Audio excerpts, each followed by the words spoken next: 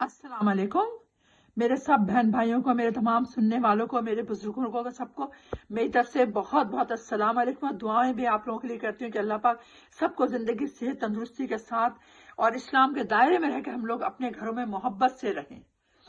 اچھا میرے بہن بھائیوں، آج میں آپ لوگوں کو کوئی وظیفہ نہیں بتاؤں گی، بلکہ تھوڑا سا میں آپ لوگوں کو ٹاپک بتاؤں گی اپنے اسلام کے بارے میں، اپنے اللہ پاک کے بارے میں، تاکہ ہمارے سینوں میں، ہمارے دل دماغ میں اللہ کی طرف سے جو بھی روشنی ہے نا وہ پیدا ہو.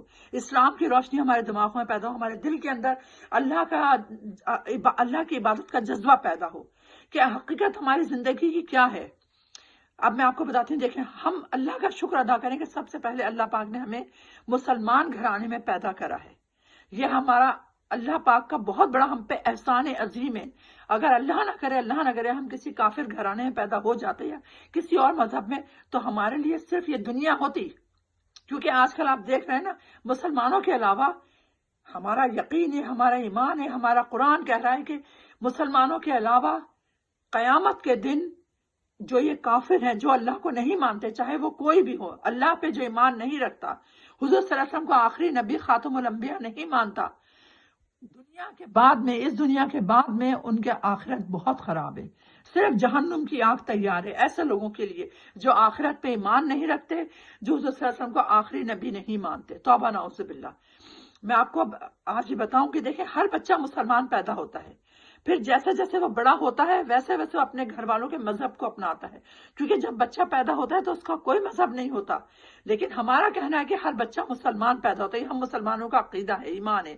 لیکن بہت سے جو دوسرے مذاہب کے لوگ ہیں وہ اس چیز کو نہیں مانتے. تو اس چیز پہ ہم تو یہی عقیدہ رکھیں گے ہمارے گھر میں جو بھی بچہ پیدا ہوتا ہے وہ مسلمان پیدا ہوتا ہے. اور یہ بھی حقیقت ہے کہ مرنے کے بعد ہم دوبارہ زندہ ہوں گے. کیوں؟ کیونکہ اللہ پاک ہم سے حساب کتاب لے گا. اللہ پاک نے ہمیں اس دنیا میں کیوں بھیجا ہے؟ اس لیے بھیجا ہے کہ ہم اچھے کام کریں، اللہ کی عبادت کریں، سچ بولیں، ماں باپ کی خدمت کریں، اپنے آپ کو سیدھے راستے پہ چلائیں، اور اگر کوئی بگڑ رہا ہے تو اس کو بھی ہم ہدایت کی طرف لے کر آئیں، اس کی بھی رہنمائی کریں. اللہ نے ہمیں اس لیے اس دنیا میں بھیجا ہے. لیکن جو دوسرے مذہب کے لوگ ہیں وہ کہتے ہیں دیکھیں بھائی جو بھی کچھ یہ دنیا ہے اس کے اندر جتنی عیاشی کرنی ہے، جتنے مزے کرنے ہیں دنیا کے، زندگی کے سارے مزے لوٹ لو. تو وہ زندگی کے مزوں میں لگے ہوئے ہیں. ان کو قیامت کے دن کا نہیں پتا کہ قیامت کا دن کتنا بڑا عذاب کا دن ہوگا ان لوگوں کے لیے جنہوں نے اللہ کے بتائے ہوئے راستے سے ہٹ کر اپنا ایک ایسا راستہ چن لیا جو جہنم کا راستہ ہے. ظاہر سی بات ہے، جب اللہ نے ہمیں دنیا میں بھیجا ہے کہ ہم اچھے کام کریں، نماز پڑھیں، قرآن پڑھیں، اپنے ماں باپ کی زندگیوں کو سکون دینے کے لیے ان کی خدمت کریں، ان کی بات مانیں، ان کے کہنے پر چلیں. لیکن جب ہم یہ بول دیتے ہیں کہ بھائی ماں باپ جو ہیں وہ اللہ نے دے دیے ہیں، ٹھیک ہے، ان کو ہم لک آفٹر کر رہے ہیں، لیکن اگر ہم ان کی بات نہیں مان رہے تو یہ بھی ہم اپنے پر گناہ کر رہے ہیں. اگر وہ اسلام سے ہٹ کر، ماں باپ کے لیے حکم ہے کہ اگر ماں باپ اسلام سے ہٹ کر آپ سے بات کر رہے ہیں تو آپ ان کی بات نہیں مانو. لیکن اگر وہ اسلام کی بات کر رہے ہیں، اسلام کے مطابق آپ لوگوں کو چلانا چاہ رہے ہیں، تو سوچ لو کہ دنیا میں آپ لوگوں کے لیے جنت ہے. وہ ماں باپ جو آپ کو اللہ کے راستے پہ چلنے کی بات سکھا رہے ہیں، جو آپ کو کہہ رہے ہیں کہ ہاں بیٹا نماز پڑھو، قرآن پڑھو. کیونکہ دیکھیں ابھی جو دنیا آج کل چل رہی ہے نا، یہ دنیا زیادہ ٹائم کی نہیں ہے.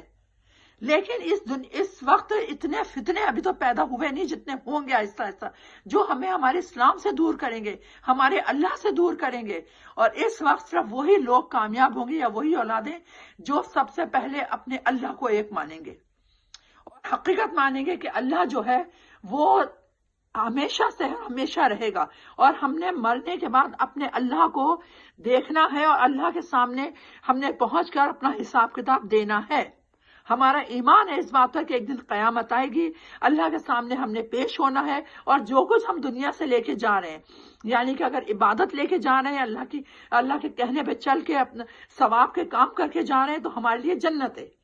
لیکن اگر ہم نے اللہ کے کہنے سے ہٹ کر اپنی دنیا ایک الگ بسا لی، جو کہ ہماری دنیا سے اس کو کوئی تعلق نہیں ہوتا، جو کہ مسلمانوں کے مذہب پہ نہ چلے، اگر نماز نہ پڑھے، قرآن نہ پڑھے، روزہ نہ رکھے، ماں باپ کی خدمت نہ کرے، ماں باپ کا کہنا نہ مانے، تو پھر وہ ہمارے، سمجھ لیں اگر کوئی اپنے مذہب سے ہٹ گیا نا، ہمارے مسلمان مذہب سے، تو اس سے ہمارا کوئی رشتہ قائم نہیں رہتا.